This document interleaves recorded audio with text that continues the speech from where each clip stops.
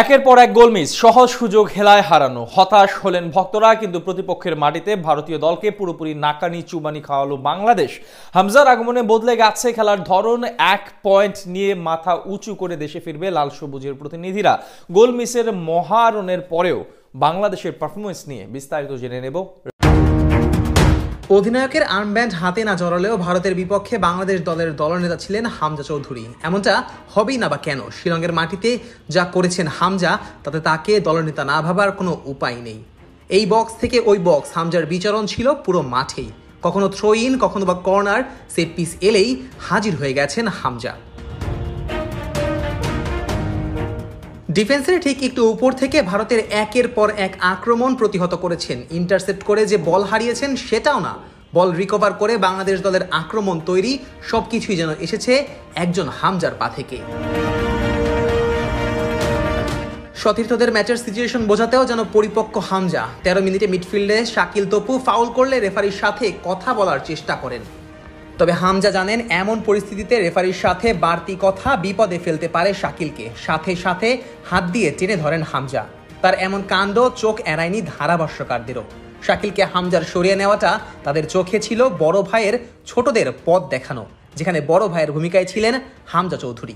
র্যাঙ্কিংয়ে বাংলাদেশের থেকে অনেকটা এগিয়ে থাকলেও এক হামজার অন্তর্ভুক্তি ভারতের মনে ভয় ধরিয়ে দিয়েছে, যার প্রমাণ মিলেছে ম্যাচের প্রথমার্ধেই। বাংলাদেশের প্রেসিং ফুটবলের সামনে কোনো জবাব ছিল না ভারতের।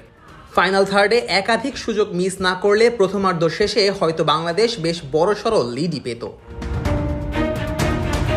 ম্যাচের একেবারে প্রথম মিনিটেই সুযোগ পায় বাংলাদেশ। ভুল করে বাংলাদেশের মিডফিল্ডার জনির কাছে বল দিয়ে দিয়েছিলেন ভারতের গোলকিপার বিশাল কাইট।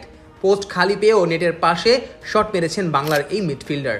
একেবারে শুরুতেই সেই গোল বদলে দিতে পারত পুরো ম্যাচের চিত্রপট।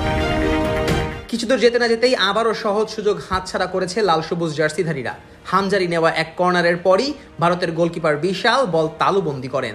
যদিও কিছুটা সামনে এগিয়ে কিক নিতে যাওয়ার সময় বাধা দেন তপু।